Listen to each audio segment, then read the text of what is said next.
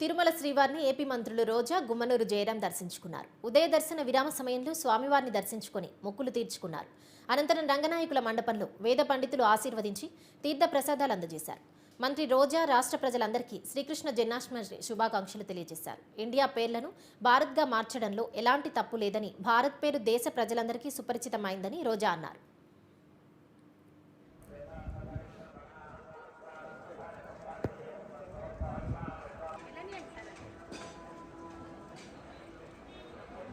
Get.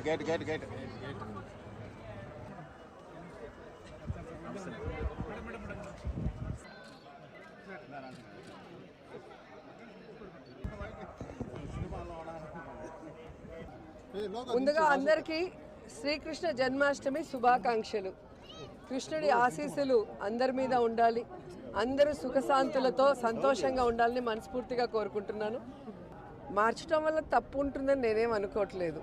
ఎందుకంటే భారత్ అంటే మన తెలుగు పదం వినటానికి కూడా మనకి భారతదేశం అని ఎప్పుడు చెప్పుకుంటూ ఉంటాము. సో ఇంగ్లీష్లో ఇండియా అనే కన్నా భారత్ కూడా బాగానే ఉంది. సో నాకైతే దీంట్లో ఏమీ పర్సనల్గా